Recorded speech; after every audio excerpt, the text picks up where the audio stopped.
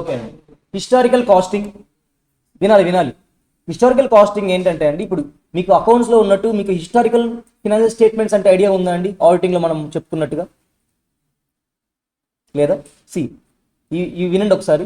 నేను ఒక విషయాన్ని ఆడిట్ చేస్తున్నాను అంటే జరగబోయేదాన్ని చేస్తానా, జరిగిపోయిన దాన్ని చేస్తానా అండి? జరిగిపోయిన దాన్ని అనలైజ్ చేసి జరగబోయేది ఏంటని ఎక్స్పెక్ట్ చేస్తూ ఫోర్కాస్ట్ చేసుకుంటూ ఉంటాను. అర్థమవుతుందా? సో నేను దీన్ని ఏమంటానంటే పోస్ట్ మార్టం అనాలిసిస్ అని అంటానండి. పోస్ట్ మార్టం అంటే ఏంటండి?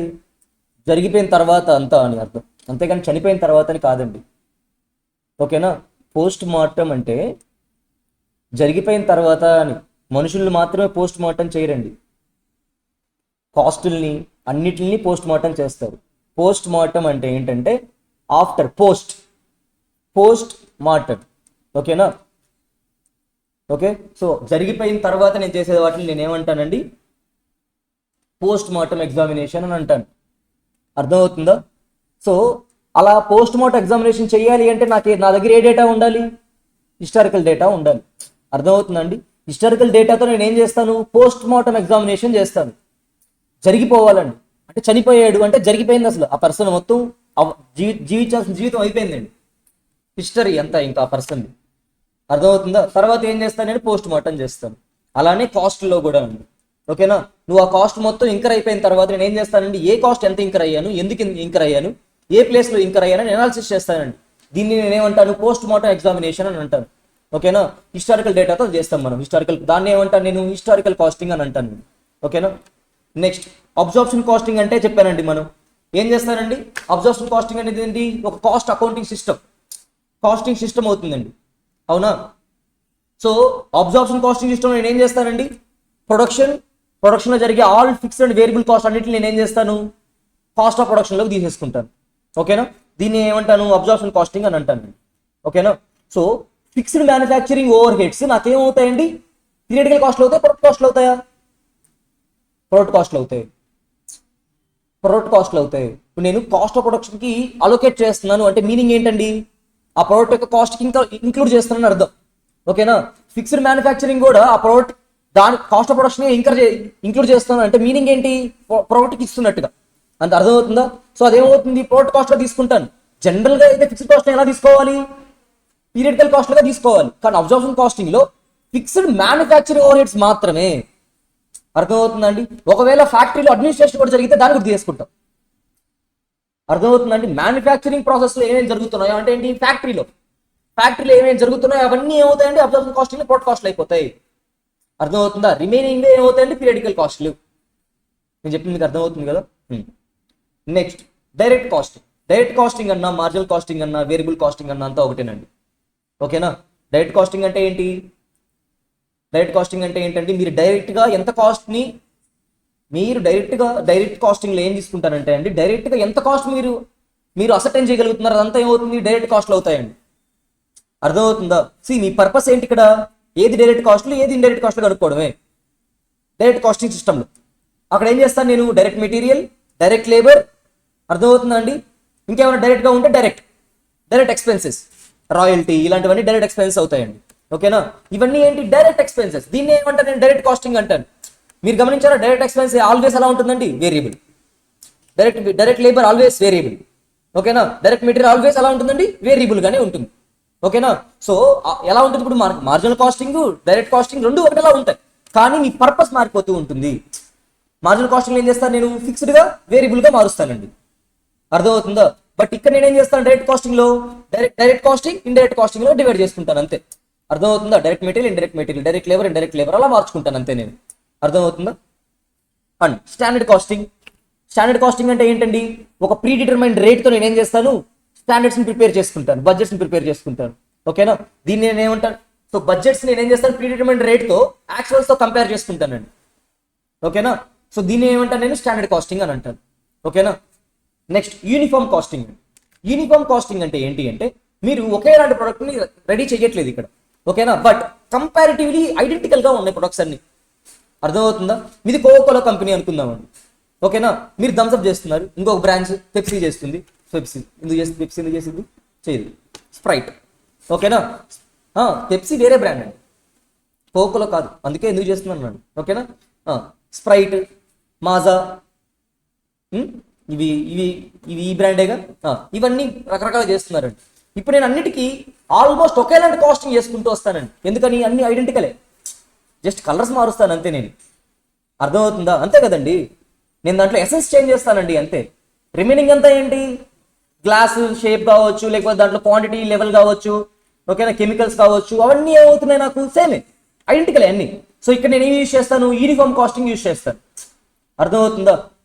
ఓకేనా అండి. అన్నిటికీ ఒకేలాంటి కాస్టింగ్, అంటే ఒకేలాగా ఉండే వాటన్నిటికీ ఒకేలాంటి కాస్టింగ్ పెడతాను. ఇవన్నీ ఇంకొకలాగా ఉన్నాయి గ్రూప్గా, వీటన్నిటికీ ఒకలాంటి కాస్టింగ్ యూజ్ చేస్తాను. దీన్ని ఏమంటాను, యూనిఫామ్ కాస్టింగ్ అని అంటాను. ఓకేనా. సో గుర్తుపెట్టుకోండి ఇవన్నీ. నేను చెప్పేసిన తర్వాత మళ్ళీ మీరు ఒకసారి చదవాలండి, ఎందుకంటే ఇలా మీరు ఎగ్జామ్లో రాయలేదు ఖచ్చితంగా. మీరు ఒకసారి చదివితే ఖచ్చితంగా ఎగ్జామ్లో రాయగలరు. ఓకే. నెక్స్ట్ నా పర్సెప్షన్ ఏంటంటే అండి, ఈసారి మీకు స్కోప్ ఆఫ్ కాస్ట్ అకౌంటింగ్ ఇవ్వచ్చు అని అనుకుంటున్నాను. ఒకసారి స్కోప్ ఆఫ్ అకౌంటింగ్ చూడండి. స్కోప్ అంటే ఏంటండి, ఎంతవరకు స్ప్రెడ్ అయింది అని అర్థం. అర్థమవుతుందా? కాస్ట్ అకౌంటింగ్ ఎంతవరకు స్ప్రెడ్ అయిందని అర్థం అండి. మీరు ఎక్కడెక్కడ యూజ్ చేస్తున్నారు అదంతా ఏమవుతుంది, స్కోప్ అవుతుంది. అర్థమవుతుందా? సో స్కోప్ ఆఫ్ ఎనీథింగ్ అండి. ఇప్పుడు క్యాలిక్యులేటర్, స్కోప్ ఆఫ్ క్యాలిక్యులేటర్ అంటే నేనేం చెప్తాను, ఎక్కడెక్కడ దాన్ని యూజ్ చేస్తాను అక్కడ అంతా ఏమవుతుందండి, క్యాలిక్యులేటర్ స్కోప్ అవుతుంది నాకు. అర్థమవుతుందా? అలానే కాస్ట్ అకౌంటింగ్ స్కోప్ అంటే ఏంటి, దాన్ని ఎక్కడెక్కడ యూజ్ చేస్తాను, ఎలాగైతే యూజ్ చేస్తాను అదంతా ఏమవుతుందండి నాకు, దాని స్కోప్ అయిపోతుంది. ఓకేనా. చూడండి, స్కోప్ లో ఫస్ట్ ఏంటి, కాస్ట్ బుక్ కీపింగ్ చేస్తానండి నేను, అంతే కదా. కాస్ట్ అకౌంటింగ్ లో ఏం చేస్తాను, బుక్ కీపింగ్ చేస్తాను, దాని స్కోప్ లో ఉంది అది, అంతే కదా. ఇంకా ఏం చేస్తానండి, కాస్ట్ ని అసర్టైన్ చేస్తాను కాస్ట్ అకౌంటింగ్ తో. చూసుకుని రావట్లేదు, సారీ.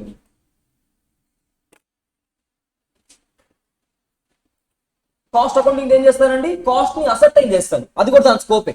కాస్ట్ ని అనాలిసిస్ చేస్తాను, కాస్ట్ ని కంపేర్ చేస్తాను, కాస్ట్ ని కంట్రోల్ చేస్తాను, కాస్ట్ ని రిపోర్ట్ చేస్తాను, కాస్ట్ ని ఆడిట్ చేస్తాను. ఇవన్నీ ఏంటండి, కాస్ట్ అకౌంటింగ్ వల్ల స్కోప్. ఓకేనా.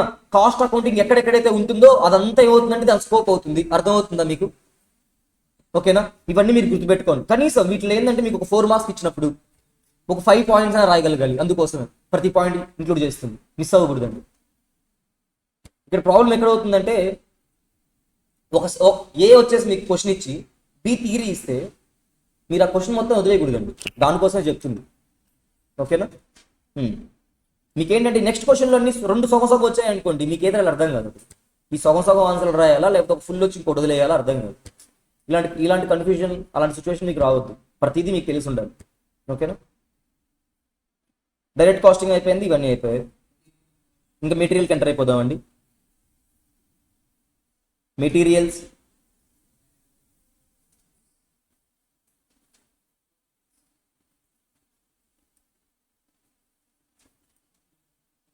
రేపు ఒక క్వశ్చన్ పేపర్ని సాల్వ్ చేసేద్దాం. ఓకేనా. లాస్ట్లో వెళ్ళే ముందు ఒక క్వశ్చన్ పేపర్ సాల్వ్ చేసేద్దాం. December 23 మీరు చూసి రావద్దు, ఖచ్చితంగా చూడొద్దు, మనం ఇక్కడే సాల్వ్ చేసేద్దాం. ఓకేనా. 23 చేద్దామా, June 23 చేద్దామా అండి, 2 చేద్దామా? నాకు పర్లేదండి, ఐఎమ్ హ్యాపీ విత్ దట్. మీకు అర్థం కావట్లేదు, నా కాస్టింగ్ అంటే చాలా ఇష్టం అండి. నేను ఎంతసేపు కూర్చునేస్తాను దాని గురించి, మీరే కూర్చోలేరు అంతే. ఆ టైం బట్టి చూద్దారంటారా? పొద్దునండి, నాకు రేపు పొద్దున క్లాస్, మధ్యాహ్నం కాదట, మధ్యాహ్నం మీకు ఎగ్జామ్ అట. అంటారేంటండి అన్ని నన్ను అడుగు, నేను చెప్తే షాక్ అవుతారేంటి, మీరు నాకు చెప్పాలి కానీ. 5 to 8 అండి ఎగ్జామ్. సో 5 to 8 అయినప్పుడు నా క్లాస్ ఎందుకు లేదంటారా? నేనేమనుకుంటున్నా అంటే మార్నింగ్ 3 hours, ఆఫ్టర్నూన్ 2 hours తీసుకున్నాం అనుకుంటున్నాను, కానీ వద్దులేండి, మీకు ఎగ్జామ్ 5 అంటున్నారు కదా. ఏం ఎగ్జామ్ రేపు?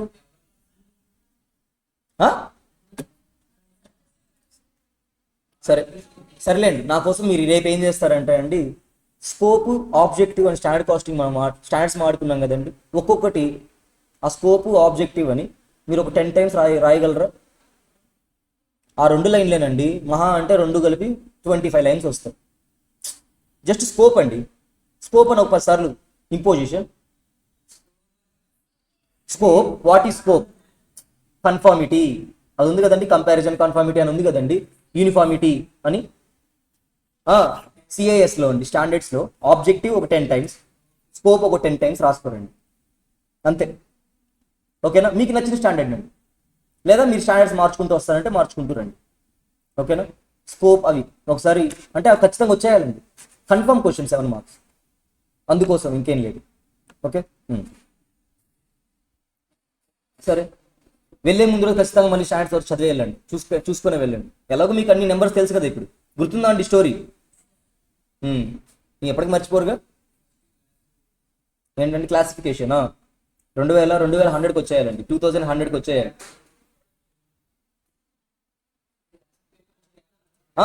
అది ఇట్లా చెప్పుకుంటే కరెక్ట్ కుదరదులేండి. స్టోరీ లాగా వస్తేనే అది వరుసగా వస్తాయండి. మీకు ఎగ్జామ్లో కూర్చొని వెళ్ళా ఖాళీ కదా ఇస్తాడు, ఆడు 8 9 ఉంటుంది. 8 అయితే మీకు ఎలాగో తెలుసు యూటిలిటీస్ అని, నేను చెప్పేటప్పుడు 8 కొన్ని చెప్పేస్తానండి. కొన్ని నెంబర్లు 8లు 10లు 11లు నేను చెప్పేసినవే, ఆటోమేటిక్గా డైరెక్ట్ నెంబర్లు చెప్పేశానండి మీకు కదా. ఎందుకంటే అంతవరకు కనీసం మీకు గుర్తుంటుంది, దాని తర్వాత స్టోరీ నరేట్ చేసుకుంటారండి. ఎందుకంటే మధ్యలో నెంబర్లు చెప్పింది మీరు మళ్ళీ 1 నుంచి రాకుండా ఉంటారండి. 15 చెప్పానండి, 15 16 వచ్చిందండి నెంబరు. మీకు ఆల్రెడీ 11 దగ్గర ఏం తెలుసు, అడ్మినిస్ట్రేషన్ అని తెలుసు. ఆఫ్టర్ అడ్మినిస్ట్రేషన్ ఏం చేయాలి మీకు తెలుసు, ఇంకా రిపేర్లు, అక్కడి నుంచి స్టోరీకి వస్తారండి. అందుకని మధ్యలో 10 11 చెప్పాను మీకు. ఓకేనా. సో అలా నెంబర్లు చెప్పకపోతే ఏమవుతుంది, ప్రతిసారి క్లాసిఫికేషన్, క్యాప్లు కొన్నాము, తినేశారు, మ్యాట్ మీద జారిపడ్డాను, ఎంప్లాయీని పిలిచాను, ఉంటాయి ఇక. అందుకోసం నెంబర్లు చెప్పింది. సరేలేండి. నెక్స్ట్ ఇప్పుడు మనం ఏంటి, ఎలిమెంట్స్ ఆఫ్ కాస్ట్ అండి. ఓకేనా. ఉంటాయి ఎలిమెంట్స్ ఆఫ్ కాస్ట్ లో? Direct material, direct labour and direct expenses అండి. ఓవర్ హెడ్స్ కాదు, ఓవర్ హెడ్స్ అలా కాదండి, ప్రైమ్ కాస్ట్ గురించి చెప్తున్నాను నేను. ఎలిమెంట్స్ ఆఫ్ కాస్టింగ్ ఇవి ఉంటాయి. ఓకేనా. Next over heads. ఓకేనా. కాస్ట్ షీట్, అయ్యో కాస్ట్ షీట్ చెప్పలేదండి మనం ఇన్ని చెప్పుకొని. కాదండి, ఇది ఆన్లైన్లో కూడా వింటున్నారు కదా, ఒకసారి కాస్ట్ షీట్ చెప్పేసుకుందాం. ఫార్మేట్ మీరే చెప్పాలి, ఫార్మేట్.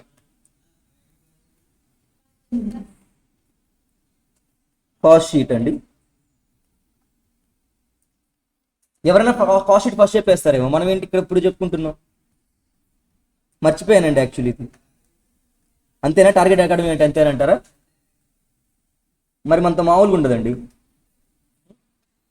ఫస్ట్ చెప్పండి. Direct material, direct labour, direct expenses.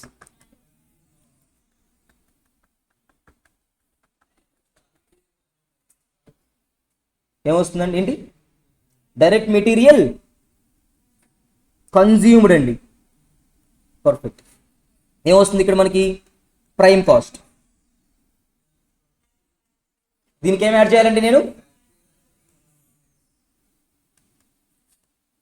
Add factory overheads. ఏమొస్తుందండి నాకు?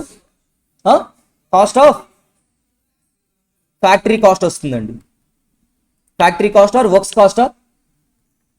ఫ్యాక్టరీ కాస్ట్ అండి. అంత ఒకే కలర్ సరిపోతుందిలేండి. సర్లే. నెక్స్ట్ దీనికి ఇంకేం చేయాలండి? ఫ్యాక్టరీ కాస్ట్కి add opening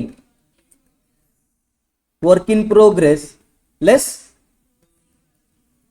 closing work in progress చేస్తే ఏమొస్తుందండి నాకు? కాస్ట్ ఆఫ్ ప్రొడక్షన్ వస్తుందండి. ఏం కాదులేండి, ఫ్యాక్టరీలో జరిగేది కాస్ట్ ఆఫ్ ప్రొడక్షన్ అండి. ఓకేనా. ఫ్యాక్టరీలో కాస్ట్ ఆఫ్ ప్రొడక్షన్ జరుగుతుందండి. మీరు ఏంటంటే ఫ్యాక్టరీలో అడ్మినిస్ట్రేషన్ పెట్టుకుంటారు అంతే. ఫ్యాక్టరీలో అడ్మినిస్ట్రేషన్ పెడతారండి మీరు. దానివల్ల ఏమవుతుందంటే అడ్మినిస్ట్రేషన్ కలిపేసిన తర్వాత మీకు కాస్ట్ ఆఫ్ ప్రొడక్షన్ వస్తుంది ప్రతిసారి. అర్థమవుతుందా? అడ్మినిస్ట్రేషన్ ఫ్యాక్టరీలో ఉంటుందా? మరి అది అర్థమవుతుందా అండి? లాజికల్గా మాట్లాడుతున్నాను. జనరల్గా మనకి కాస్టింగ్, ట్రెడిషనల్ కాస్టింగ్ ఏం చెప్తుందంటే అడ్మినిస్ట్రేషన్ తర్వాతే కాస్ట్ ఆఫ్ ప్రొడక్షన్ చెప్తుందండి. అర్థమైందా? మీరు ఎలాగైనా చేయొచ్చు దాన్ని. ఓకేనా. ట్రెడిషనల్ వేలైనా చేయొచ్చు, నార్మల్ లాజికల్ వేలైనా చేయొచ్చు, వాళ్ళు దానికి ఏమనుకోరు. ఏంటండి అలా ఇచ్చినప్పుడు ఏమవుతుంది, మీకు ప్రొడక్షన్లోకి వస్తుంది. యాక్చువల్లీ అడ్మినిస్ట్రేషన్ రిలేటెడ్ ప్రొడక్షన్ ఉండదు మోస్ట్ ఆఫ్ ది కేసెస్ అంటున్నాను నేను చెప్పేది. అర్థమవుతుందండి? అడ్మినిస్ట్రేషన్ రిలేటెడ్ ప్రొడక్షన్ ఉండదండి. అడ్మినిస్ట్రేషన్ రిలేటెడ్ ఏముంటుంది, ఇండైరెక్ట్ గా ఉంటుంది. ఏదైనా ఉంటే ప్రొడక్షన్ సంబంధం ఏమి ఉండదు పెద్దగా. ఓకేనా. అందుకే ఏం చేస్తున్నాను అక్కడ కాస్ట్ ఆఫ్ ప్రొడక్షన్ చేశాను. ఓకేనా. Next add opening finished goods అండి.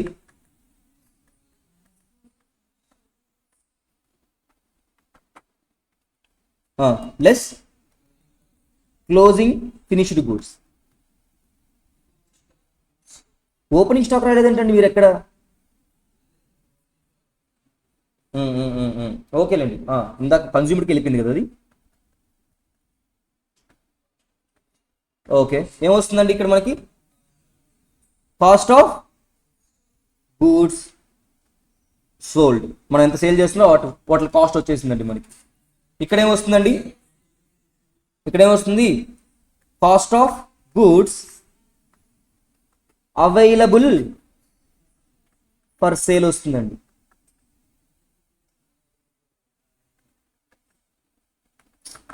లేదు, పొరపాటున ఈ బిట్ని అడిగాడు అనుకోండి, అర్థమవుతుందా మీకు చెప్పింది? Cost of goods available for sale అని అడిగాడు అనుకోండి, మీకు అసలు ఆ ఫార్మాట్లు ఎక్కడ కనిపించకపోతే కష్టం. అర్థమవుతుందా మీరు చేస్తున్నప్పుడు? దానికోసం ఆబ్జెక్టివ్ అడిగితే మిస్ అయిపోతారు. సరే అండి, నెక్స్ట్ ఏమొస్తుంది? Add administration, selling and distribution expenses. ఏమొస్తుందండి? కాస్ట్ ఆఫ్ సేల్స్ వస్తుంది. దీనికి యాడ్ ప్రాఫిట్ ఆర్ ప్రాఫిట్ వెళ్ళండి. లాస్ యాడ్ చేస్తారా అండి?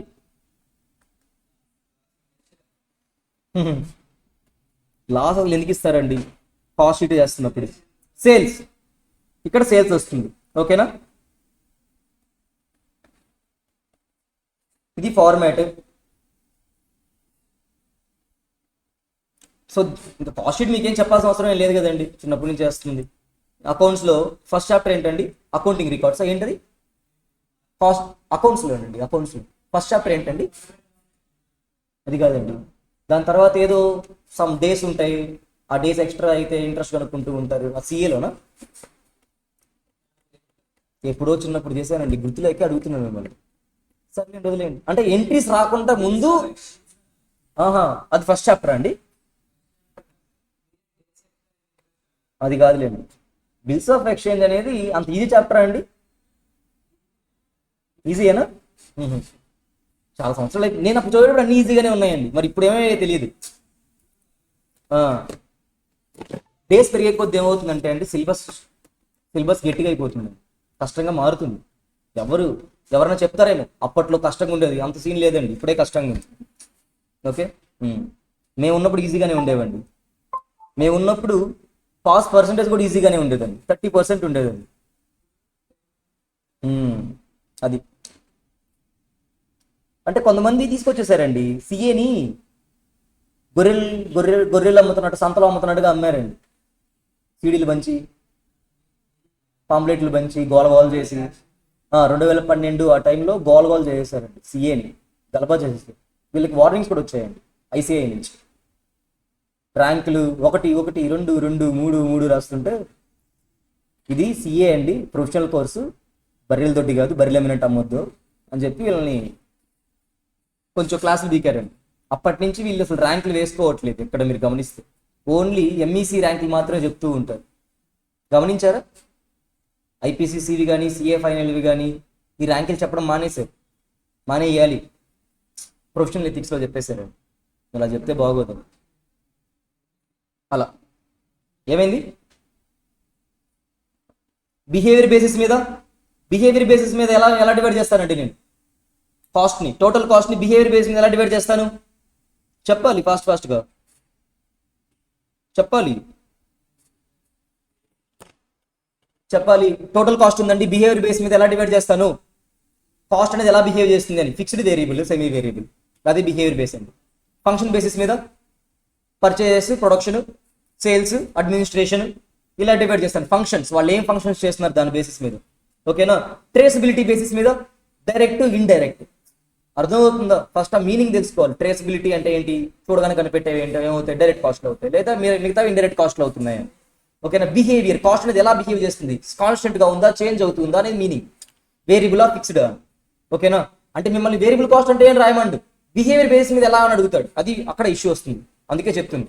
కంట్రోలబిలిటీ బేసిస్ మీద కంట్రోల్, అన్కంట్రోలబుల్, ఇవన్నీ రిమైనింగ్ కామన్ అండి. రిలవెన్సీ బేసిస్ మీద రిలవెంట్ కాస్ట్లు, ఇర్రిలవెంట్ కాస్ట్లు. మీరు గుర్తుపెట్టుకోవాల్సింది ఏంటి? బిహేవియర్ బేసిస్ మీద అనేది ఫంక్షన్ బేసిస్ మీద, ట్రేసబిలిటీ బేసిస్ మీద. ఓకేనా, ఇలా మీరు గుర్తుపెట్టుకోవాలి. అండ్ నెక్స్ట్ ఏంటంటే సెమీ వేరియబుల్ కాస్ట్ కనిపెట్టడం కోసం మీకు రెండు మెథడ్లు ఉన్నాయండి. నార్మల్ మెథడ్ ఒకటి ఏంటి మనం ఆడుకున్నాం, change in cost divided by change in units or change in sales, anything. ఇంకొక మెథడ్ ఏంటి హైలో మెథడ్. ఇది ఇంపార్టెంట్ అండి. హైలో మెథడ్ అంటే ఏంటి, హై లెవెల్ ఆఫ్ యాక్టివిటీ, ఓకేనా, మైనస్ లో level of activity cost divided by total change. అర్థమవుతుందండి. ఆ హైకి లోకి మధ్యలో ఉన్న చేంజ్ ఏనండి. సేమ్ ఇందాక నేనేం చెప్పాను, అదే ఫార్ములా కాకపోతే హైలో మార్చానండి అంతే. అర్థమవుతుందా. చేంజ్ ఇన్ కాస్ట్ అని ఇందాక, ఇక్కడ ఏమంటున్నాను, change in cost of high level of activity low level of activity divided by total change in units. ఓకేనా, high level of activity low level of యాక్టివిటీకి అర్థమవుతుందో ఆ చేంజ్ ఎంత, అదేమవుతుందండి మనకి వేరియబుల్ కాస్ట్ పర్ యూనిట్ అవుతుంది. ఓకే, సో ఇక్కడ high అంటే ఎంత, 8000 యూనిట్స్, లో ఎంత 2000 యూనిట్స్, అంతే కదండి. చేంజ్ ఇది లో అండి, సారీ ఇది చేంజ్, ఇది లో ఎంత 6000 యూనిట్స్. సో చేంజ్ ఎంత అయింది, చేంజ్ ఎంత అండి 2000 చేంజ్, ఇక్కడ ఎంత అండి చేంజ్ 18000 చేంజ్. 18000 డివైడెడ్ బై 2000 వేస్తే మనకి ఏం వస్తుంది, contribution variable cost per unit వస్తుందండి 9 rupees 2 rupees 9 rupees. Okay, so linear equation లో కూడా మీకు ఏముంటుందండి, y equal to mx plus C. ఓకేనా, ఇలా మాట్లాడుతున్నప్పుడు సి అనేది ఏమవుతుందండి, ఆటోమేటిక్ గా ఫిక్స్డ్ కాస్ట్ అవుతుంది. y అనేది ఏమవుతుంది, ఆటోమేటిక్ గా టోటల్ కాస్ట్ అవుతుంది. m వేరియబుల్ కాస్ట్ అవ్వాలి. అర్థమవుతుందా అండి. x అనేది ఏమవుతుంది, నెంబర్ ఆఫ్ యూనిట్స్ అవుతుంది. ఓకేనా, ఒకవేళ మీరు సెమీ వేరియబుల్ తీసుకుంటున్నప్పుడు ఏంటిది, ఇది కాన్స్టెంట్ పోర్షన్ అండి. అర్థమవుతుందా, ఇది చేంజ్ అయ్యే portion, number of units. Okay, next preparation of cost sheet. మీరు చేసేయండి కాస్ట్ షీట్, కానీ కాస్ట్ షీట్ చాలా ఇంపార్టెంట్ అండి. ఏమైందండి, ఐటీసీనా, ఐటీసీ క్లెయిమ్ చేస్తే దాన్ని కాస్ట్లోకి యాడ్ చేయొచ్చా,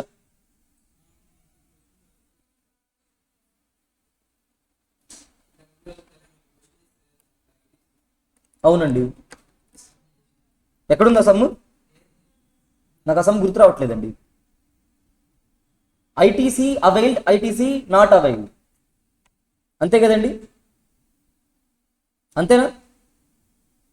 ఐటీసీ అవైల్ చేసి దాన్ని కాస్ట్లోకి యాడ్ చేయకూడదండి, చేయకూడదు.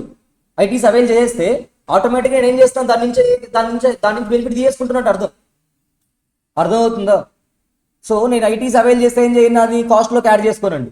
ఐటీస్ అవైల్ చేయకపోతే ఏం చేస్తాను, నేను కాస్ట్లోకి యాడ్ చేసుకోవాలి. ఓకేనా, అది జనరల్ రూల్ అండి. మీకు డిఫరెన్స్ చేస్తా అండి, స్క్రాప్ వేస్టేజ్, స్క్రాప్ స్పాయిలేజ్, 3 పదాలు ఉన్నాయండి. ఓకేనా, వేస్టేజ్ అంటే ఏంటండి, వేస్ట్గా వచ్చేస్తుంది. స్క్రాప్ అంటే మన ప్రొడక్షన్ చేసిన స్క్రాప్గా వచ్చిందా,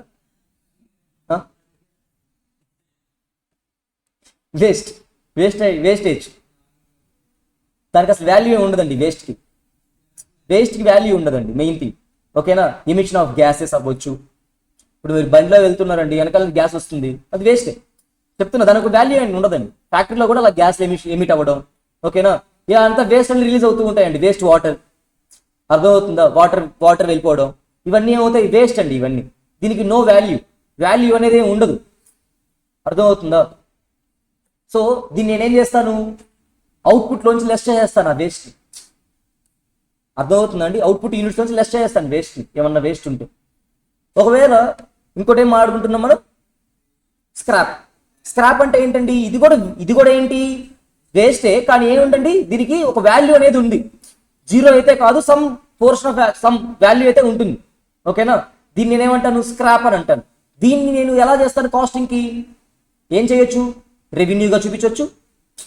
అర్థమవుతుందండి, నేను అమ్ముకుంటాను, చాలా తక్కువ వాల్యూ వస్తుంది, దాన్ని నేను ఎలా చూపించవచ్చు, రెవెన్యూగా చూపించవచ్చు ఫస్ట్. లేదా ఏం చేయొచ్చు, నాకైనా కాస్ట్లో నేను లెస్ చేయొచ్చు. అర్థమవుతుందా అండి.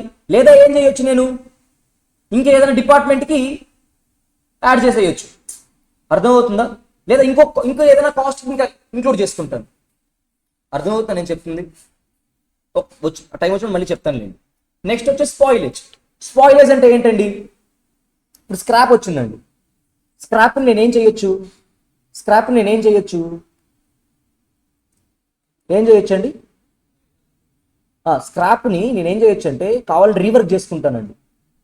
సరే, అది వదిలేసేయండి. స్పాయిలేజ్ అంటే ఏంటండి? స్పాయిల్డ్ ప్రొడక్ట్ రావడం, అంటే వేస్ట్ ప్రొడక్ట్ రావడం అండి. స్క్రాప్ కాదు ఇది. అర్థమవుతుందా అండి? సమ్ అవుట్పుట్లోంచి ఏమవుతుంది, ఇక్కడ నీకు స్పాయిలేజ్గా బయటకు వచ్చేస్తూ ఉంది. ఓకేనా? దీన్ని నేను స్పాయిలేజ్ అని అంటానండి. అది స్క్రాప్కి, స్పాయిలేజ్కి, వేస్టేజ్కి ఈ డిఫరెన్స్ అనేది ఉంటుంది. మీరు ఆ థిన్ లైన్ చదవాలి. ఓకేనా? ఎగ్జామ్లో డిస్టింగ్విష్ అడగొచ్చు అండి, డిఫరెన్స్ అడగొచ్చు. అందుకోసం ఇంకేం లేదు. ఆ పాయింట్ వస్తుందండి, చెప్తాను. ఎలాగో మనం పేజ్ బై పేజే వెళ్తున్నాం కాబట్టి. అంటే పేజ్ బై పేజ్ అంటే చదవట్లేదు, పేజ్ బై పేజ్ తిప్పుతున్నాను, అది చెప్తున్నాను. కనిపిస్తుంది కదా. Ticket counter in metro station is example of revenue centre. అంతే కదండి? Okay. Absorption costing is referred as historical costing, traditional costing, full costing, all of the above terms.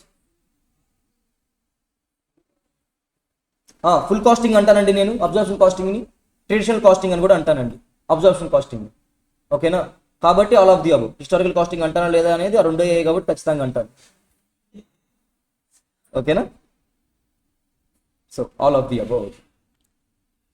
సర్లేండి. Next materials. Material standard ఎంతండి? Standard number మ్యాట్ జారి పడ్డానండి 6. Okay 6 అండి. మనకి ఇక్కడ ఏం కావాలి? ఫార్ములాస్ ఏమి ఉన్నాయండి మనకి? మ్యాక్సిమం లెవెలా, రీఆర్డర్ లెవెలా? చూడండి, బిల్ ఆఫ్ మెటీరియల్ ఈసారి మీకు రాదండి. పోయినసారి వచ్చింది. నిజంగానే మీకు మెటీరియల్ రిక్విజిషన్ నోట్ అంటే ఏంటో తెలుసు. ఓకేనా? పర్చేజ్ రిక్విజిషన్, మెటీరియల్ రిక్విజిషన్ ఎవరు అడుగుతారండి? మెటీరియల్ రిక్విజిషన్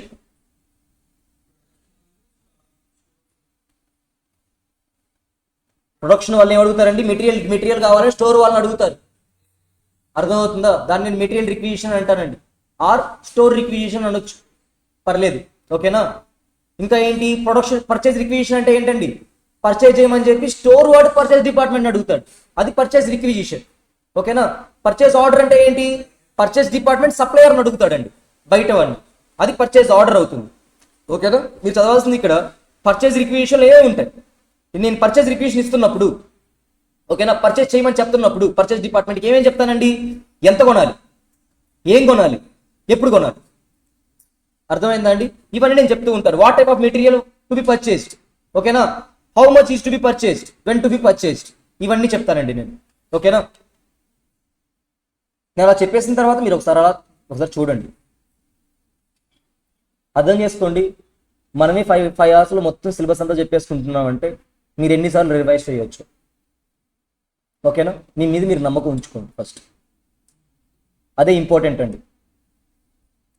లైఫ్ ఏంటంటే లైఫ్ షార్టా అండి? కాదు, లైఫ్ చాలా పెద్దదండి. లైఫ్ చాలా పెద్దది, షార్ట్ అండ్ స్వీట్ కాదండి, లాంగ్ అండ్ స్వీట్ అలా ఉండాలి. ఎప్పుడో పుట్టావండి నువ్వు, కాదా? అప్పుడెప్పుడో పుట్టాం, ఇంకా ఎప్పుడెప్పుడో జరిగిద్ది మిగతాది కార్యక్రమాలు. మరి షార్ట్ ఎందుకుంటుందండి? మనం షార్ట్ అవ్వచ్చు, లైఫ్ కాదు. ఓకేనా? ఓకే, ఇవన్నీ ఇంకొదిలేసి ఈఓక్యూ ఫార్ములా ఏంటండి? Root of 2AO/C. ఓకేలేండి, పర్లేదు. ఏ అంటే ఏంటండి? Annual demand. ఈ ఫార్ములాస్ డెరివేషన్ అవసరం లేదు కదా, ఆల్రెడీ ఇప్పుడు డెరివేషన్ అంటే బాగోదులేండి. ఓకేనా? ఓ అంటే ఏంటండి? Ordering cost. సి అంటే carrying cost per unit per annum అండి. ఓకేనా? టోటల్ ఆర్డరింగ్ కాస్ట్ అంటే ఫార్ములా ఏంటండి? Ordering cost per order into number of orders. అంతేనా? నెక్స్ట్ క్యారీయింగ్ కాస్ట్ అంటే ఏమొస్తుందండి? క్యారీయింగ్ కాస్ట్ ఏమేమి ఉంటాయి మనకి? క్యారీయింగ్ కాస్ట్లు ఏమి ఉంటాయండి? రెంట్, ఇన్సూరెన్స్ కదా. క్యారీయింగ్ కాస్ట్ అండి, క్యారీయింగ్ కాస్ట్. ఆర్డరింగ్ కాస్ట్ అంటే ఏంటంటే మీరు ఆర్డర్ చేస్తున్నప్పుడు మీరు ఆర్డర్ చేస్తున్నప్పుడు మీరు ప్యాంట్లు ఆర్డర్ చేస్తారా, బట్టలు ఆర్డర్ చేసుకుంటారా? అలా ఆర్డర్ చేస్తున్నప్పుడు మీకు డెలివరీ ఛార్జెస్ అని పడతాయా? అది ఆర్డరింగ్ కాస్ట్ అండి. క్యారీయింగ్ కాస్ట్ అంటే అది మీకు ప్రొడక్షన్ వరకు క్యారీ అయ్యేంత వరకు అయ్యే కాస్ట్ అండి. అర్థమైందా? మీరు రా మెటీరియల్ పర్చేజ్ చేశారండి. పర్చేజ్ చేసిన తర్వాత ఏం జరిగిందంటే ఆ రా మెటీరియల్ అంటే మీరు ఒక పికెల్ చేయాలనుకున్నారు అనుకుందాం, పికెల్.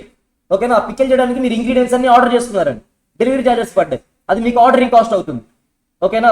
దాన్ని మీరు ఫ్రిడ్జ్ లో స్టోర్ చేశారు, ఇంకొకరి ఇంట్లో పెట్టారు, లేదా ఎన్ని జరిగాయి దానికి రెంట్ పే చేస్తున్నారు, ఇవన్నీ జరిగాయండి. ఇన్సూరెన్స్ చేయించారు ఆ పికెల్కి, అన్నిటికీ చెప్తున్నానండి. జనరల్ వాచ్మెన్ పెట్టుకున్నారు, అన్ని చేశారు, అవన్నీ ఏమవుతాయండి? క్యారీయింగ్ కాస్ట్లు అవుతాయి. మీరు పిక్ చేయడానికి తీసుకొచ్చే అంతవరకు జరిగే కాస్ట్లు అన్ని ఏంటి? క్యారీయింగ్ కాస్ట్లు. అర్థమవుతుందా? సో దానికి ఏమేమి కాస్ట్లు ఉంటాయి? స్టోరేజ్ కాస్ట్లు, ఇన్సూరెన్స్. ఓకేనా అండి? ఇవన్నీ ఏమవుతాయి? మనకి క్యారీయింగ్ కాస్ట్లు అవుతాయండి. ఓకే, అసలు మెటీరియల్ కంట్రోల్ మనం ఇప్పుడు చేస్తున్న మెటీరియల్ కంట్రోల్సే కదండి. దేని గురించి చేస్తున్నట్టు? ప్రొడక్షన్కి ఎంత మెటీరియల్ కావాలని చేస్తున్నానా, లేకపోతే అసలు ఏంటి మెటీరియల్ చాప్టర్ దేని గురించి చెప్తుంది? నేను ఇక్కడ చాలా మాట్లాడతానండి. మ్యాక్సిమం లెవెల్ అంటాను, మినిమం లెవెల్ అంటాను, రీఆర్డర్ లెవెల్ అంటాను, రీఆర్డర్ క్వాంటిటీ అంటాను కదా, డేంజర్ లెవెల్ చెప్తానే ఉంటాను. ఇవన్నీ దేనికోసం అండి? ప్రొడక్షన్ గురించా? కాదండి, నా స్టోర్ గురించి మాట్లాడుతున్నాను ఇక్కడ అంతా. నేను నా గోడౌన్ గురించి మాట్లాడుతున్నాను. మెటీరియల్ ఎక్కడ ఉంటుంది? ఇది రా మెటీరియల్ అండి, అవుట్పుట్ కాదు. ఇది రా మెటీరియల్ కదా. రా మెటీరియల్ ప్రొడక్షన్ హౌస్ ఎందుకు ఉంటుంది? రా మెటీరియల్ ఎక్కడ ఉంటుంది? స్టోర్ లో ఉంటుంది. నేను ఈ చాప్టర్ మొత్తం స్టోర్ గురించి మాట్లాడతాను. అర్థమవుతుందా? స్టోర్ వాడు ఏం చేస్తున్నాడు? ఆర్డర్ పెడుతున్నాడు. పర్చేస్ డిపార్ట్మెంట్ వాడు ఆర్డర్ పెట్టి ఆర్డరింగ్ కాస్ట్ నాకు ఇచ్చేస్తున్నాడు, తర్వాత స్టోర్ చేస్తున్నాను అని. ఓకేనా? సో ఈ స్టోర్లోనే మ్యాక్సిమం లెవెల్ ఎంత ఉంచాలి, నేను మినిమం లెవెల్ ఎంత మెయింటైన్ చేయాలి స్టోర్లో? ఎందుకని? ఎప్పుడు కూడా నా ప్రొడక్షన్ అది ఆగకూడదండి. అర్థమవుతుందా? నా ప్రొడక్షన్ ఆగకూడదు. అలా అని చెప్పి నా రూమ్ దాటి రా మెటీరియల్ బయటకు వెళ్ళకూడదు. అర్థమవుతుందా? నిండిపోయి బయటకు వెళ్ళకూడదండి. నేను ఇంకో గోడౌన్ కావాలంటే మళ్ళీ రెంట్ ఎక్కువైపోతుంది నాకు. అర్థమవుతుందా? ఇప్పుడు 500 రూపీస్ పెట్టి పెట్టడం వల్ల 500 రూపీస్ నాకు ఎక్స్ట్రా కొంచెం క్వాంటిటీ వచ్చిందండి. ఈ క్వాంటిటీ స్టోర్ చేయాలంటే 15,000 పెట్టి ఇంకొక గోడౌన్ కొనాలన్నప్పుడు కొన్నాను. అర్థమవుతుందా? అది నా మ్యాక్సిమం లెవెల్లోకి రాదు, తీసి పడేస్తాను పక్కకి. అర్థమవుతుందా? సో నేను ఇక్కడ మాట్లాడుతుంది అంతా ఏంటి? స్టోర్ గురించి మాట్లాడుతున్నాను. అన్ని రికార్డ్ అవుతున్నాయి కదండి. ఓకే, స్టోర్ గురించి మాట్లాడుతున్నాను ఇక్కడ. ఓకే, గోడౌన్ గురించి మాట్లాడుతున్నాను. ఇప్పుడు నేను చెప్పే ప్రతి లెవెల్ దేని గురించి మాట్లాడుతుందండి? స్టోర్ గురించి మాట్లాడుతుంది. ఓకేనా? సో స్టోర్ కీపర్ చెప్తూ ఉంటాడండి ఇవన్నీ. ఓకే, ఎంత లెవెల్ ఉంచాలి, ఎలా ఉంచాలి అని. సో ఇక్కడ లెవెల్స్ వచ్చేసాయండి. ఫస్ట్ మ్యాక్సిమం లెవెలేనా? మ్యాక్సిమం లెవెల్ అంటే ఏంటండి? ఏం ఇండికేట్ చేస్తుంది మ్యాక్సిమం లెవెల్? నీ స్టోర్లో ఎంత లెవెల్ ఆఫ్ రా మెటీరియల్ని నువ్వు మెయింటైన్ చేయగలవు, నీ గోడౌన్ ఎంత ఉండాలి, నీ గోడౌన్లో ఎంత లెవెల్ ఆఫ్ స్టాక్ నువ్వు మెయింటైన్ చేయాలి. ఎందుకు? ప్రొడక్షన్ సీమ్లెస్గా జరగాలంటే, ప్రొడక్షన్ ఆగకుండా జరగాలి. అర్థమవుతుందా? సో ప్రొడక్షన్ ఆగకుండా జరగాలి. నీ స్టోర్ని దాటేసి మెటీరియల్ బయటకు వెళ్ళకూడదు. అర్థమవుతుందా అండి? బయటకు వెళ్ళిపోకూడదు మెటీరియల్. నీ స్టోర్లోనే మ్యాక్సిమం లెవెల్ ఎంత ఉంచాలి అనే దాని గురించి చెప్తుందండి ఇది. ఓకేనా? So maximum level. ఓకేనా? రీఆర్డర్ లెవెల్ అండి. ఓకేనా? First maximum level. ఫస్ట్ ఏం చేస్తున్నానండి? రీఆర్డర్ లెవెల్ ఉండాలి. రీఆర్డర్ లెవెల్ మన దగ్గరే ఉండాలండి స్టోర్లో. అలానే రీఆర్డర్ క్వాంటిటీ కూడా మన స్టోర్లో పట్టాలండి. మళ్ళీ వస్తుంది, రివర్స్లో వస్తుంది మళ్ళీ. అర్థమవుతుందా? రీఆర్డర్ లెవెల్ వరకు నేను ఏం చేయాలండి? స్టోర్లో మెయింటైన్ చేయాలి. అర్థమవుతుందా? రీఆర్డర్ లెవెల్ అంటే ఏంటండి? ఎప్పుడు నేను రీఆర్డర్ చేయాలి అని.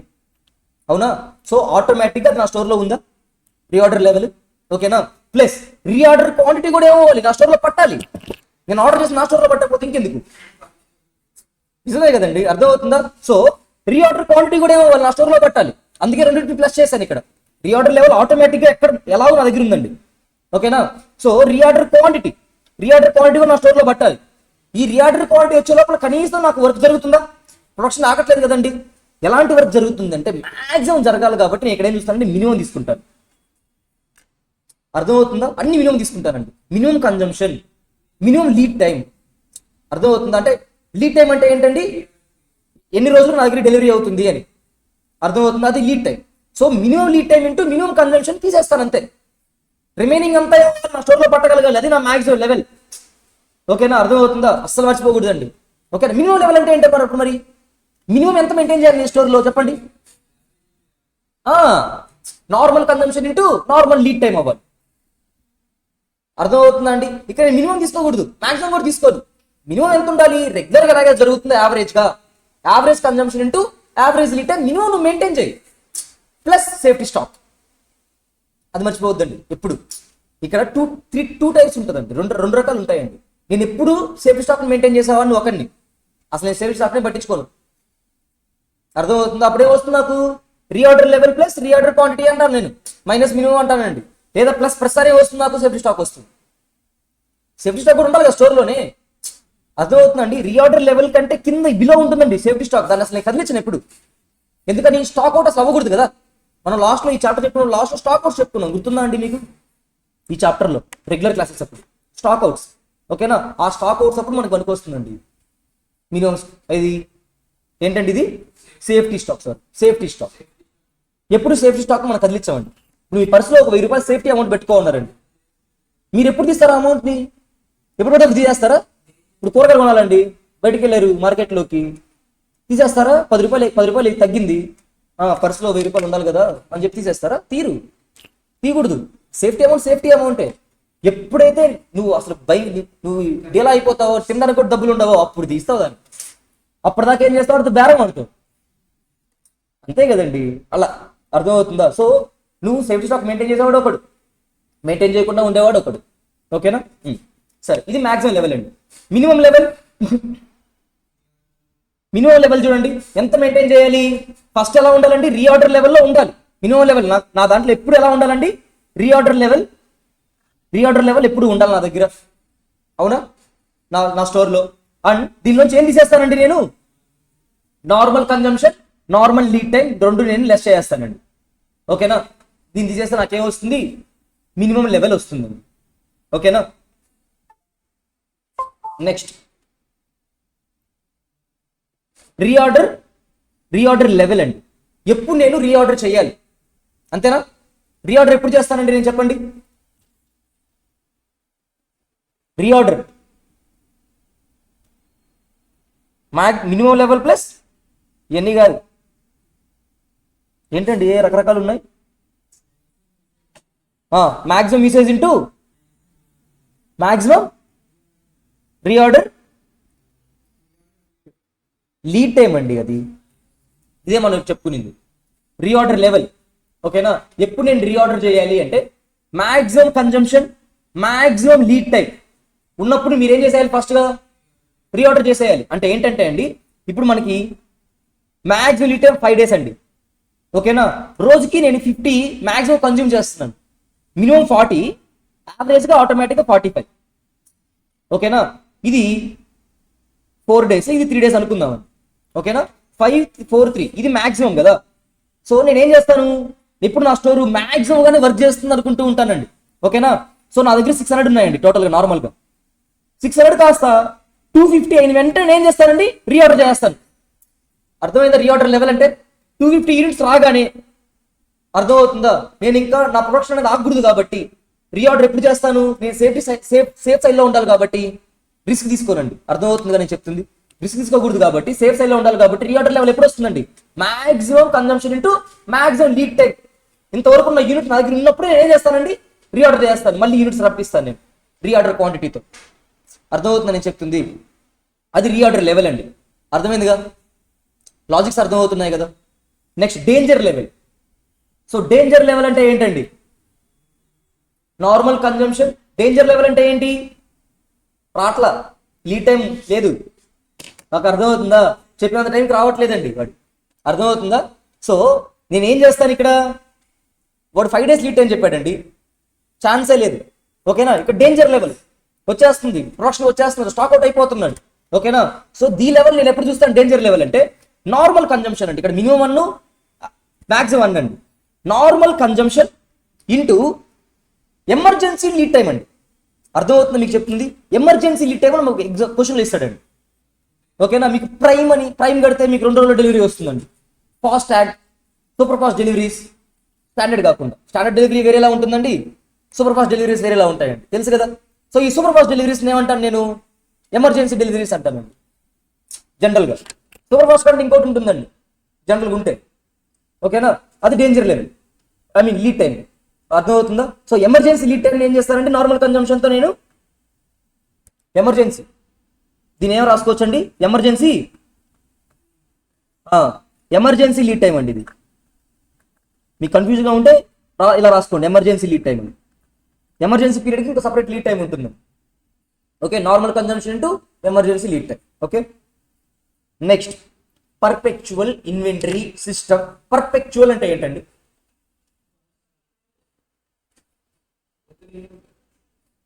చెప్పు తర్వాత. వైవా సినిమా వైవా చూసినట్టే ఉందండి, వైవా షార్ట్ ఫిల్మ్. మీరు ఎవరైనా చూసారండి వైవా షార్ట్ ఫిల్మ్? మీరు ఎంత అనకూడదండి.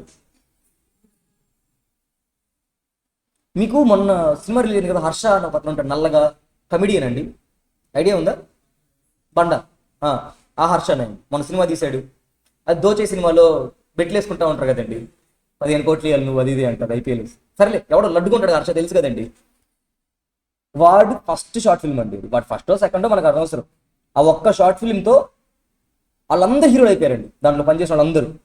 షణ్ముఖ్ కూడా దాంట్లో నుంచే వచ్చాడండి.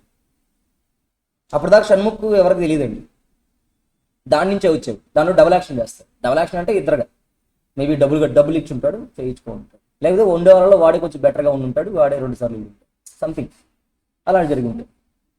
సరేలేండి. పర్పెక్చువల్ అంటే ఏంటండి? పర్పెక్చువల్ అంటే స్టాప్ అవ్వకుండా కంటిన్యూగా జరుగుతూ ఉండేదాన్ని నేను పర్పెక్చువల్ అని అంటానండి. అర్థమైందా? ఓకేనా? అంటే కంటిన్యూటీ ఉంటే నేను ఏమంటాను, దాన్ని పర్పెక్చువల్ అని అంటాను. ఓకేనా? ఓకే, చూడండి. Perpetual inventory system may be defined as system of records maintained by the controlling department which reflects the physical movements of stock and current balances. అంటే ఏంటి? రెగ్యులర్ గా ఏం చేస్తూ ఉంటానండి నేను, స్టాక్ మూవ్మెంట్స్ ని, కరెంట్ బ్యాలెన్సెస్ చూపిస్తూ ఉంటే దాన్ని నేను ఏమంటాను, పర్పెక్చువల్ ఇన్వెంటరీ సిస్టమ్ అని అంటానండి. ఓకేనా?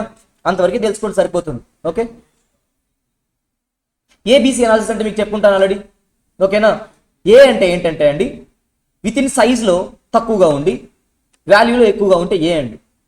మీలాగే మీరు ఏబిసి అనాలిసిస్ చేస్తారు క్వశ్చన్స్కి, పేజ్లు తక్కువగా ఉండి వెయిటేజ్ ఎక్కువ ఉంటే ఏ, పేజ్లు ఎక్కువగా ఉండి వెయిటేజ్ తక్కువగా ఉంటే సి, మధ్యలో ఉంటే బి, ప్రతి అటెంప్ట్ వస్తే ఏ, అటెంప్ట్ బై అటెంప్ట్ వస్తే బి, వస్తారా తెలియకపోతే సి. అంతే కదా? సేమ్ ఇక్కడ కూడా ఇంతేనండి. ఓకేనా? సైజ్ చిన్నగా ఉండి స్టోర్లో, ఓకేనా, స్టోర్లో పట్టే ప్లేస్ చిన్నగా ఉండి వాల్యూ పెద్దగా ఉంటే దాన్ని ఏమంటాను, ఏ కేటగిరీలో వేసేస్తాను. మీరు గమనిస్తే ఎక్కడైనా స్టోర్స్లో గమనిస్తే, మీరు సూపర్ మార్కెట్లో అక్కడ మీకు కనిపించేవన్నీ ఏ కేటగిరీ అండి, మీ కళ్ళకు కనిపించేవన్నీ ఏ కేటగిరీ.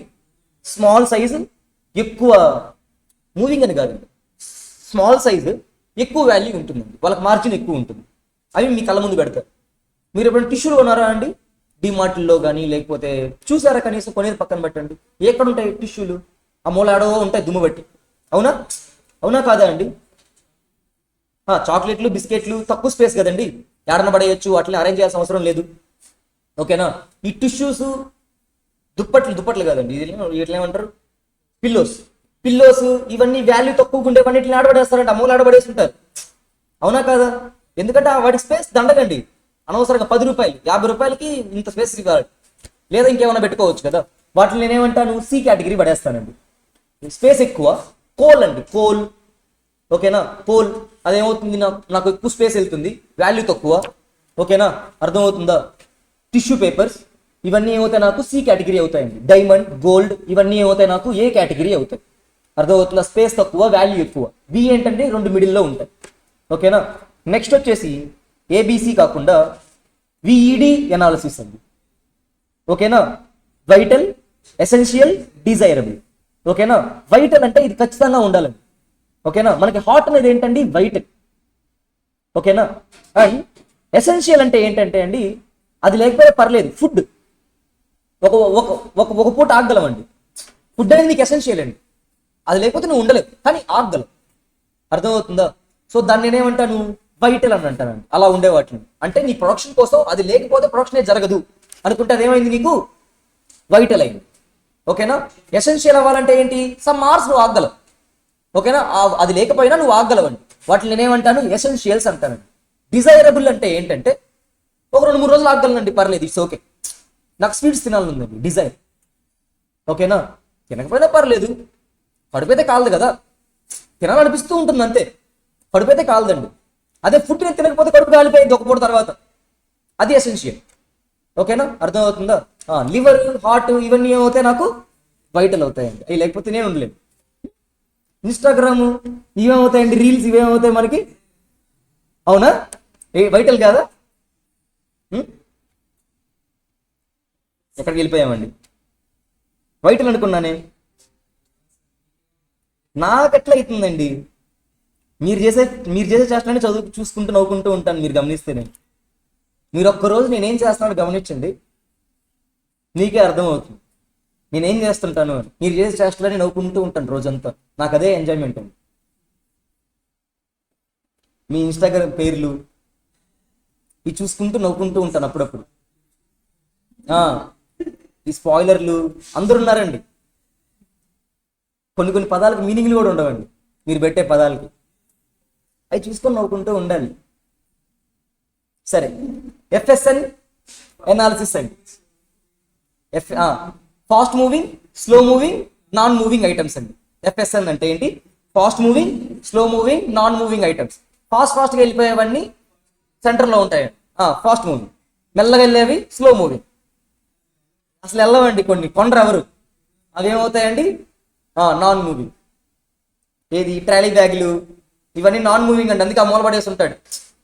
మీరు గమనిస్తే డీమార్ట్లో ఒక మూల ఉండేవన్నీ నాన్ మూవింగ్ అండి మోస్ట్లీ. స్లో మూవింగ్ అంటే సెకండ్ ఫ్లోర్లో పెడతాడు, ఫాస్ట్ మూవింగ్ అన్ని గ్రౌండ్ ఫ్లోర్లో పెట్టేస్తాడండి. ఓకేనా, సరే. నెక్స్ట్ జస్ట్ ఇన్ టైం కూడా ఉంది ఇక్కడ. జస్ట్ ఇన్ టైం అంటే ఏంటండి? Just in time inventory system అంటే ఏంటండి? Right material at right place at right time. దీన్ని నేనేమంటానండి? జస్ట్ ఇన్ టైం అని అంటాను. ఓకేనా, అంటే ఏంటి? నాకు స్టోరేజ్ కార్డ్ ఖర్చు అవ్వకూడదండి. రైట్ మెటీరియల్ ఎప్పుడు రావాలి నా దగ్గరికి? రైట్ టైంలో రావాలి, రైట్ ప్లేస్కి రావాలి, అంటే డైరెక్ట్గా ప్రొడక్షన్కే రావాలి. అప్పుడు నేను ఏమంటానండి? జస్ట్ ఇన్ టైం అని అంటాను. ఓకేనా, కరెక్ట్గా మీరు వెళ్ళండి. మీరు వెళ్ళిన తర్వాత నేను ఏం చేస్తానంటే ఎగ్జామ్కి వచ్చే చెప్తాను క్వశ్చన్. తర్వాత next inventory turn over.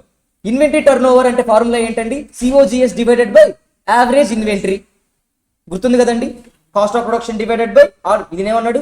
Value of inventory consumed during the period. అంటే ఏంటండి? COGS. ఓకేనా, ఏంటిది? COGS divided by average inventory. ఓకేనా, అర్థమవుతుందా? నెక్స్ట్, ఇప్పుడు నేను అబ్బాయి వెళ్ళాడు కాబట్టి ఎగ్జామ్కి వచ్చే చెప్పాలి. ఫస్ట్ ఇన్ ఫస్ట్ అవుట్ లిఫోలీ కాదండి, చెప్తాను చూడండి. ఇప్పుడు కాదు, ప్రైమ్ కాస్ట్లు కాదు, ఫిజికల్ వెరిఫికేషన్,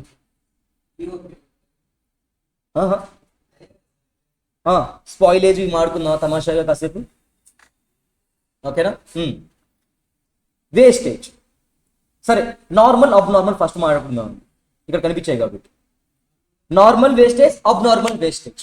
నార్మల్ వేస్టేజ్ నేను ఏం చేస్తానండి? దానికైన కాస్ట్ ని, నార్మల్ వేస్టేజ్ ఉందండి, normal loss or normal wastage, anything normal. ఆ కాస్ట్ ఏం చేస్తానండి నేను? నార్మల్ అంటే మీనింగ్ ఏంటండి? నాకే కాదు అందరికి జరిగిద్దని అర్థం అండి. అర్థమవుతుందా? అంతే.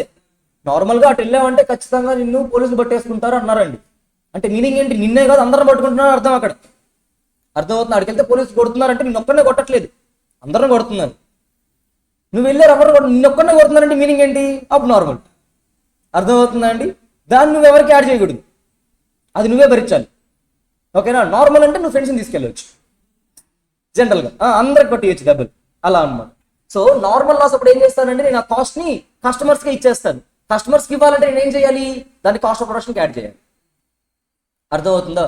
అబ్నార్మల్ లాస్ నేను కస్టమర్స్కి ఇవ్వకూడదు, నేనే బేర్ చేయాలి. అంటే ఏం చేయకూడదు? కాస్ట్ ఆఫ్ ప్రొడక్షన్కి యాడ్ చేయకూడదు, దాని లాస్గా నేనే ప్రాఫిట్ లాస్లో చూపించుకుంటాను.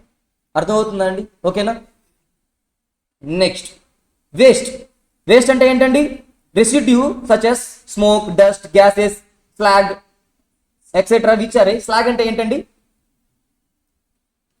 స్లాగ్ అంటే ఏంటండి? దాన్ని ఒక సబ్స్టెన్స్ అండి, ఎలాగోలాగా ముద్దగా సబ్స్టెన్స్, వాటిని స్లాగ్లు అంటారండి. ఓకేనా, ఓకేనా. Which are a course of manufacturing process. సరే, ఇవన్నీ కాదండి, మనకు కావాల్సింది with the result that quantity of output is less than the input. Such wastage is termed as invisible waste, where residual instead of fetching any value create problem. ఏం లేదులేండి, ఇక్కడ మనకి ఏముండదండి, no measurable sale or utility value అండి. వేస్ట్కి ఏముండదండి, మనకి sale value utility value ఉండదండి. ఓకేనా. నెక్స్ట్, ఆ వేస్ట్కి అకౌంటింగ్ ట్రీట్మెంట్ ఎలా చేయాలి చూడండి. సో ప్రాక్టికలీ వేస్ట్కి నో వాల్యూ అండి. Accounting is relatively simple. The effect of waste is reduce the quantity of output అండి. అవుట్పుట్ లోంచి వేస్ట్ ఏం చేయాలి, మీరు రెడ్యూస్ చేసేస్తారు. ఓకేనా. Next, scrap. స్క్రాప్ అంటే ఏంటండి, రెసిడ్యూ. ఇది కూడా రెసిడ్యూ అంటే ఏంటండి, కొంత వాల్యూ ఏదో ఒకటి వస్తుంది కదా. రెసిడ్యూ అంటే ఏంటంటే మీరు టీ తాగేసిన తర్వాత చివరిలో పొడిలా మిగిలిపోతుంది చూసారా, పిండి పిండిగా. జనరల్గా ఏ టీ షాప్లో మీరు టీ తాగినా లాస్ట్లో పౌడర్ మిగిలిపోతుంది. అది పౌడర్ ఏదో ఒకటి, మొత్తానికి చివరి వరకు మీరు లాస్ట్ చుక్కలో తాగుతారా, చుక్కలో నిజాయితీ అని లేదు కదా, చివరిలో వదిలేస్తారు కదా టీకి. దాన్ని రెసిడ్యూ అంటాం. వేస్ట్, ఆ వేస్ట్ వాల్యూ లేదనుకోండి వేస్ట్, ఆ వేస్ట్ కొంత వాల్యూ ఉందనుకోండి స్క్రాప్. ఓకేనా. సో ఆ స్క్రాప్ని ఏం చేస్తానండి నేను, మార్కెట్ వాల్యూకి వెళ్తుందా స్క్రాప్, మార్కెట్ వాల్యూ ఇంకా వెళ్దండి, లోయర్ దాన్ మార్కెట్ వాల్యూ ఉంటుంది. స్క్రాప్ సపరేట్ ఇంటర్మీడియట్ వాల్యూ కూడా ఉండొచ్చండి స్క్రాప్కి. దాన్ని ఏం చేస్తాను నేను, క్రియేటెడ్ టు రెవెన్యూ క్రియేట్ చేయొచ్చు, లేదా ఓవర్ హెడ్స్కి క్రియేట్ చేస్తానండి. అప్పుడు ఓవర్ హెడ్ కాస్ట్ తగ్గిపోతాయి, అంతే కదా. లేకపోతే ఏం చేయొచ్చు అండి, క్రియేటెడ్ టు జాబ్స్. నేను ఏ జాబ్కి అయితే వర్క్ చేస్తున్నప్పుడు స్క్రాప్ బయటకు వచ్చిందో ఆ జాబ్కే క్రియేట్ చేస్తానండి. అర్థమైంది, ఆటోమేటిక్గా కాస్ట్ తగ్గించుకుంటాను. లేదా ఏం చేయొచ్చు అండి, ట్రాన్స్ఫర్ టు అనదర్ జాబ్. ఓకేనా. స్క్రాప్ వచ్చిందండి, స్క్రాప్ వచ్చిన తర్వాత ఏం జరిగిందంటే ఇంకొక జాబ్ కోసం యూజ్ చేయాలనుకుంటున్నాను నేను. సో ఏం చేస్తాను, ఆ స్క్రాప్ని వేరే జాబ్కి అలొకేట్ చేసుకుంటానండి. అర్థమవుతుందా. ఓకే. కంట్రోల్ స్క్రాప్ ఇవన్నీ అవసరం లేదండి. స్పాయిలేజ్. స్పాయిలేజ్ అంటే చూడండి, when production does not come up to the standard specifications. ఓకేనా. స్పెసిఫికేషన్స్ మీరు మీట్ అవ్వలేదండి, లేదా ఆ క్వాలిటీని మీరు మీట్ అవ్వలేదు, అప్పుడు ఏమవుతుందండి, రిజెక్ట్ చేసేస్తారు. అలా రిజెక్ట్ చేసిన దాన్ని నేను ఏమంటానండి, స్పాయిలేజ్ అని అంటానండి. ఓకేనా. Damage in the manufacturing process that they cannot be brought back to the normal specifications by repairing, reconditioning. Okay. ఏమంటున్నాడండి, మీరు రీవర్క్ చేసి దాన్ని ఏం చేయలేరండి, మళ్ళీ రీకండిషన్ తీసుకురాలేరు, మళ్ళీ ముందు ఎలాగుందో అలా తీసుకురాలేరు. అలా తీసుకురాలేని వాటినే ఏమంటాను నేను, స్పాయిలేజ్ అంటాను. లేదా ఏం చేసుకుంటాను, రీవర్క్ చేసుకొని ప్రశాంతంగా మళ్ళీ గుడ్ యూనిట్స్ చేసుకుంటానండి. అది స్పాయిల్ అన్నాను నేను. ఓకేనా. బ్యాడ్ యూనిట్స్ అనో ఏదో ఒకటి అంటాను నేను, అంతేగాని స్పాయిలేజ్ అన్ను. స్పాయిలేజ్ అంటే ఏంటి, మీరు మళ్ళీ దానికోసం ఏ వర్క్ చేసినా కూడా మళ్ళీ అది గుడ్ యూనిట్ అవ్వదు, స్పాయిలేజ్గానే ఉండిపోయింది. ఓకేనా. దాన్ని నేను స్పాయిలేజ్ అని అంటానండి. Spoilage involves not only loss of material but also labour, manufacturing overhead incurred up to the stage when spoilage is incurred. అంతే కదండి. స్పాయిలేజ్ ఇంకర్డ్లో ఏమేమి వస్తాయి, ఆ స్పాయిలేజ్ అయ్యేంత వరకు ఎంత కాస్ట్ అయితే ఇంకర్ అయ్యో అదంతా ఏమవుతుందండి, స్పాయిలేజ్ కాస్ట్కే అవుతుంది. ఓకేనా. Okay. Packing cost. Packing cost తెలుసు కదండి. ప్రైమరీ ప్యాకింగ్ అయితే ఏం చేస్తాను నేను, ప్రైమరీ అండ్ సెకండరీ ఉంటాయండి. ప్రైమరీ ప్యాకింగ్ ఇందాక మాడుకున్నాం, గుర్తుందా. Primary containers are essential to put the goods in saleable condition. అంటే మీరు తీసుకున్న డైరీ మిల్క్లో లోపల ఉండే వ్రాపర్ ఉందా అండి, సిల్వర్ ఫాయిల్, అదేమవుతుంది, ప్రైమరీ ప్యాకింగ్. పైన కవర్ సెకండరీ ప్యాకింగ్ అవుతుందండి.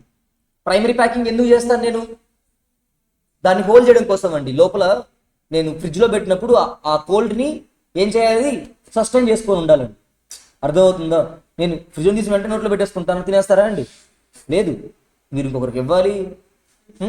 వాళ్ళని తీసుకెళ్ళి రూమ్కి వెళ్ళి కాసేపు అలా చూసుకుంటూ చించాలా వద్దా, ఇలా అనుకుంటూ ఎప్పటికో చించాలి. అలా అవ్వకూడదు కాబట్టి ప్రైమరీ ప్యాకింగ్ ఉందంటున్నాను ఇక్కడ, కాన్సెప్టే అది. ఓకేనా. ఇలా అంతా జరగకుండా ఆ కోల్డ్ డ్రింక్ సస్టైన్ చేయడం కోసమే ఆ ప్రైమరీ ప్యాకింగ్ అండి. ఓకేనా. ఇప్పుడు ఆ ప్రైమరీ ప్యాకింగ్ లేదండి డైరీ మిల్క్కి, 5 రూపీస్కి 10 రూపీస్కి ప్రైమరీ ప్యాకింగ్ లేదండి. మీరు కొని 5 నిమిషాలు బయటకు వెళ్ళండి, ఇలా చించుకొని ఇలా లాగేసుకోవాలి.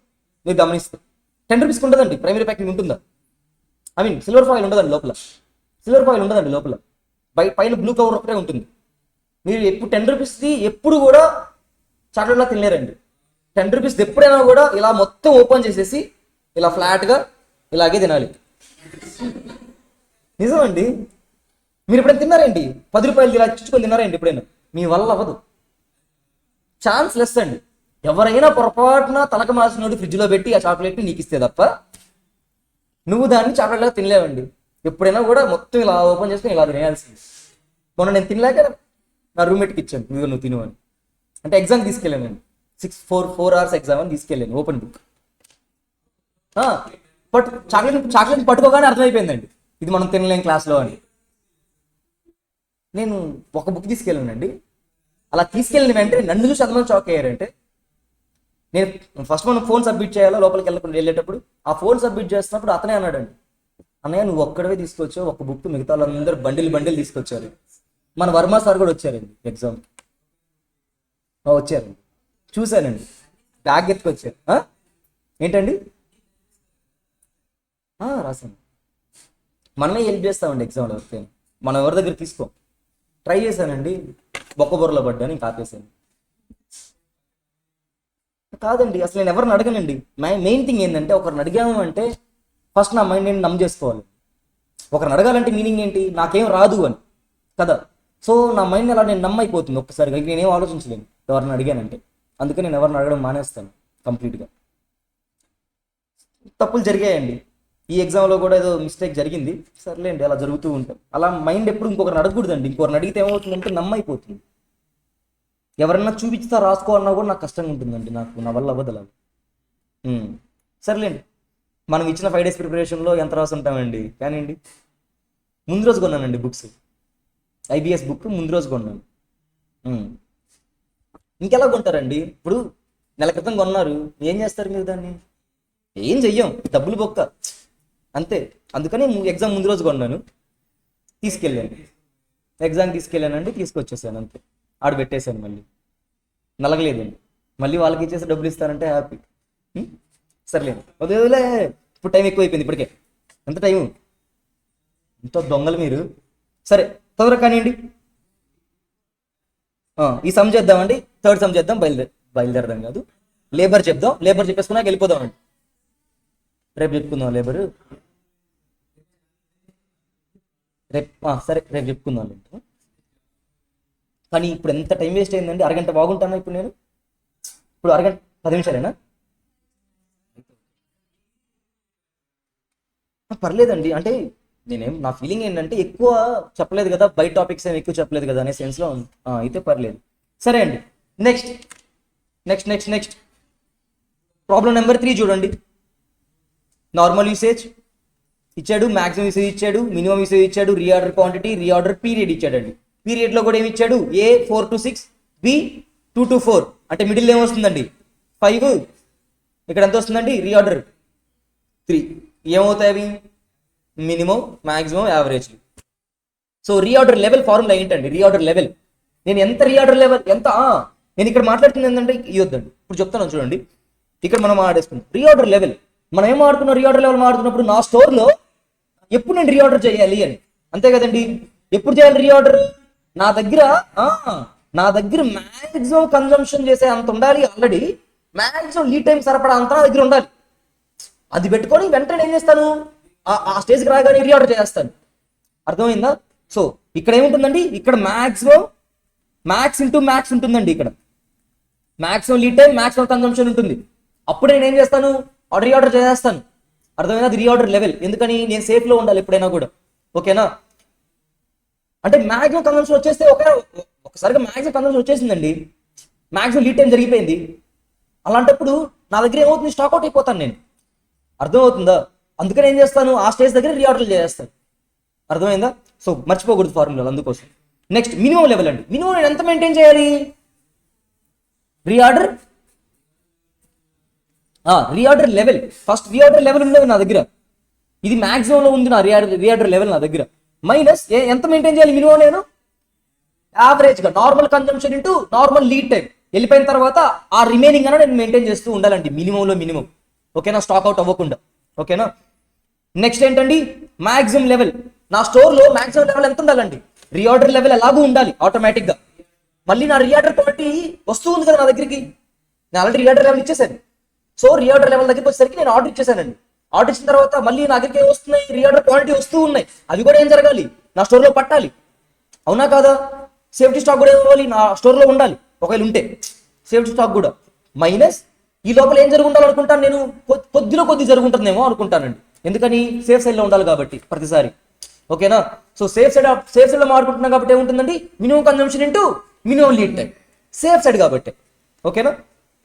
నెక్స్ట్ ఏంటండి, average stock level. Average stock level అంటే ఏంటండి, minimum plus maximum divided by 2 or minimum plus half of ROQ అనొచ్చండి. అర్థమవుతుందా? హాఫ్ ఆఫ్ ROQ అని ఎందుకు అంటున్నారండి మీరు? ఏంటండి హాఫ్ ఆఫ్ ROQ అని ఎందుకు అంటున్నారు మీరు?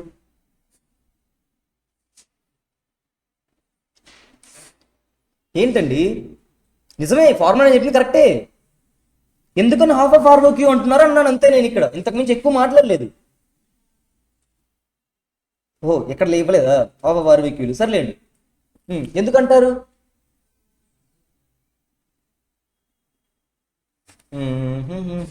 సర్లేండి, అలా గుర్తుపెట్టుకోండి. ఓకేనా? ఏమైందండి?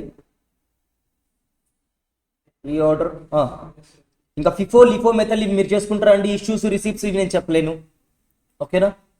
మోస్ట్లీ ఈసారి మిమ్మల్ని ఆ ఫిఫో లిఫో నుంచి అడుగుతాడండి అనుకుంటున్నానండి. థీరీ ఎక్స్పెక్టేషన్స్ ఉన్నాయండి. ఒక్క నిమిషం ఆగండి. ఇందాక చెప్పుకున్నాం కదండి మనం, స్పాయిలేజ్ వేస్టేజ్ ఇవి ఒకటి, ఇంకా రిక్విజిషన్స్ ఉన్నాయి కదండి, వీటిలో నుంచి ఖచ్చితంగా ఒకటి అడుగుతాడండి. రిక్విజిషన్స్ వాటిల్లో నుంచి. ఓకేనా? 2 మార్క్స్కో 4 మార్క్స్కో అడుగుతాడండి. 2 మార్క్స్కి అనుకుంటున్నాను, ఒక క్వశ్చన్ అయితే బీలో అడుగుతాడు అనుకుంటున్నానండి. ఓకేనా? సరే, ఇక్కడతో మనకి మెటీరియల్స్ అయిపోయినట్టేనండి. చదువుతారుగా మీరు ఇవి? ఇంకేమన్నా మెటీరియల్స్ మిస్ అయ్యి ఉంటే ఒకసారి చెప్పండి, నేను మళ్ళీ చెప్తాను. ఏమైనా చెప్పాలా అండి వెనకాల? మీరు ఏమైనా చెప్పమంటారా? ఫిఫో మెథడ్ కానీ లిఫో మెథడ్ కానీ చెప్పమంటారా? రిసీవ్డ్ అన్ని ఎక్కడ ఉంటాయండి? రిసిప్ట్స్లో ఉంటాయి. ఓకేనా? నేను ఇష్యూ చేసినవన్నీ ఏమవుతాయండి? ప్రొడక్షన్ చేసినవన్నీ ఇష్యూలోకి ఎంటర్ అయిపోతూ ఉంటాయి. రిమైనింగ్ బ్యాలెన్స్లో ఉంటాయండి. ఓకేనా? ఫిఫోలో ఏం జరుగుతుందండి? ఫస్ట్ ఇన్ ఫస్ట్ అవుట్లోకి ఎంటర్ అవుతాను. ఏదైతే ఫస్ట్ వచ్చాయో అవి నేను ఇష్యూ చేసుకుంటూ వస్తాను. లిఫో మెథడ్లో ఏం చేస్తానండి, లాస్ట్ లోపలికి వచ్చిన ఏం చేస్తాను, ఫ్రెష్గా ఉండే ఏం చేస్తానండి, బయటకు వదులుతాను. ఓకేనా? అర్థమవుతుందండి? అంటే ఫ్రెష్గా ఇప్పుడు వచ్చినవి ఏం చేస్తానంటే సేల్ చేస్తాను, పాతవి అలాగే ఉంటాయండి. లిఫో మెథడ్ అదే చేస్తుంది కదా. లాస్ట్ ఇన్ ఫస్ట్ అవుట్ అంటే మీనింగ్ ఏంటి? లాస్ట్ వచ్చినాయి ఫస్ట్ ఇచ్చేస్తాను అంటే లాస్ట్ ఎప్పుడు వస్తాయి, ఫ్రెష్గా వస్తాయి. అప్పుడే వచ్చాయండి సమోసాలు, అప్పుడే ఇచ్చేస్తాను, అదే వేడివేడిగా. పొద్దునొచ్చి మాత్రం ఆడే ఉంది. అటు అర్థమైందా? దాన్ని లిఫో మెథడ్ అంటాను. పొద్దునొచ్చి ఇచ్చేసి ఇప్పుడు వచ్చి ఆడే ఉంచుతాను ఏమంటానండి? FIFO method అంటానండి. అన్నిటిని ఇలా కలిపేసి ఏమంటానండి అప్పుడు? వెయిటెడ్ యావరేజ్ మెథడ్ అంటాను. సమోసాలను ఇలా కలిపేసి అడిగితే ఓవెన్లో పెట్టిస్తే దాన్ని వెయిటెడ్ యావరేజ్ అంటాను. ఓకే, సరే అండి. ఇంకొక హాఫ్ అన్ అవర్ ఉంది. సరే, ఇంక రెస్ట్ తీసుకోండి, నేను పర్లేదు. అయినా మనం 2 చాప్టర్లు ల్యాక్లో ఉన్నామండి, లేబరు, ఓవర్ హెడ్. మీకు అలా ఉంది. సరే అండి, రేపు కవర్ చేద్దాం.